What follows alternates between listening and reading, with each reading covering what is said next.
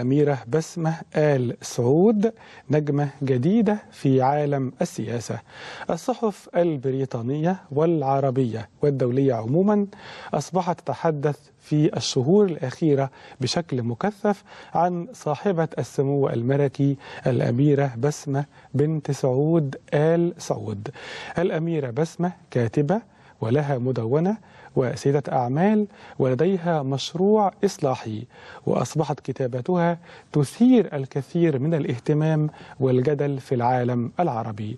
ويشرفنا أن يكون معنا عبر الهاتف من العاصمة البريطانية لندن صاحبة السمو الملكي الأميرة بسمة بنت سعود آل سعود. مساء الخير سمو الأميرة.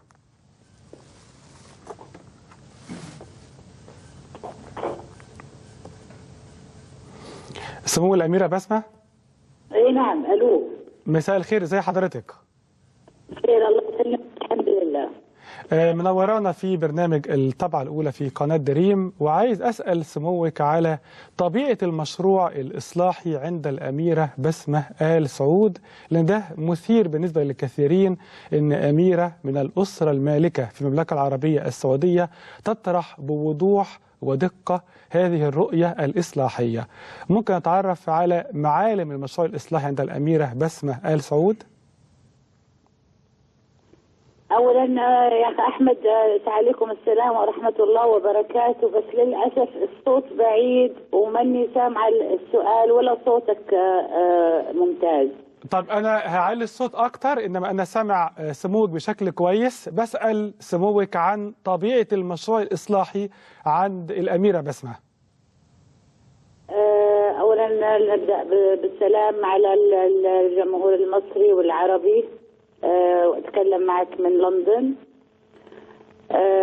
مقر إقامتي ومقر ولادة المشروع الإصلاحي.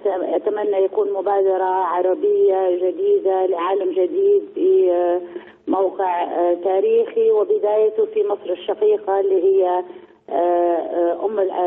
الأمة العربية وقلب الأمة العربية.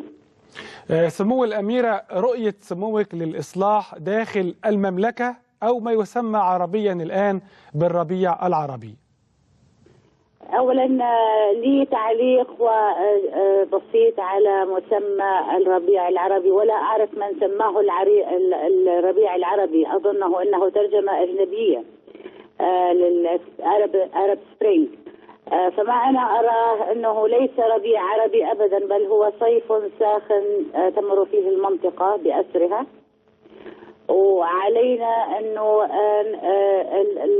نقصف حصاد هذه الثورات بطريقة مناسبة، وأن نجعلها بداية انطلاقة جديدة لعهد جديد من التنوير ومن الحضارة العربية التي ممكن أن ننشرها بكامل أرجاء في هل سموك زرتي مصر سمو الأميرة بسمة بعد ثورة 25 يناير؟ التوعية في المنطقة العربية وخصوصا مركزة على مرحلة الطفولة المبكرة في عالمنا العربي.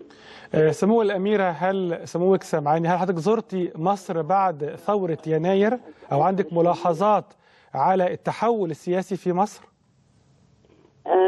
هو لا يمت للسياسة بصلة. أولا يا أخ أحمد، هو كل المشروع هو اجتماعي بحت، إنساني، يعبر عن تغيير النمط العالمي للتعامل مع الطفولة المبكرة وكيفية تنشئة النشء وكيفية إرجاع العقول وتدريبها إلى مبدأ العمل الحر والشريف. سموك ستزورين مصر قريبا، وكنت بتكلميني قبل التسجيل عن الشيخ الأزهر الدكتور أحمد الطيب. نعم. الدكتور أحمد الطيب فهو أنا أعتبره عقلية قليلة ونادرة في هذا الزمن، وواجهة طيبة، وواجهة تليق بالإنسانية والديانة الإسلامية في أرجاء العالم. فهو الرجل اليقظ المتنبه الرحيم الذكي، وهو جامعة بحد ذاته وننتهي جميعا منه. فهذا الرجل له قيمة عالمية كبيرة لدى الجميع، وتفخر مصر ونفخر جميعا بكون هذا الرجل يكون على رأس جامعة الأزهر. سمو الأميرة بسمة، وماذا عن رؤية سموك للإصلاح داخل المملكة؟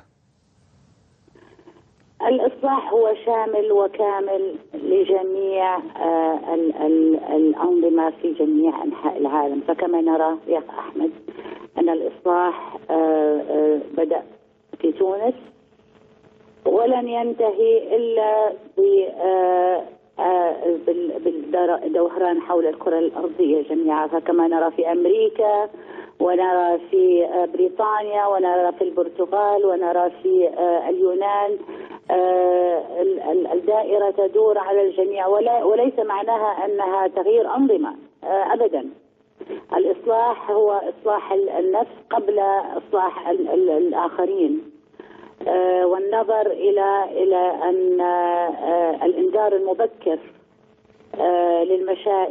لحل المشاكل الجغرافية والوطنية والشعبية قبل الهجوم من الجهة الأخرى على هذا موطننا الأصلي وأراضينا العربية أو الموجودة في منطقتنا الجغرافية.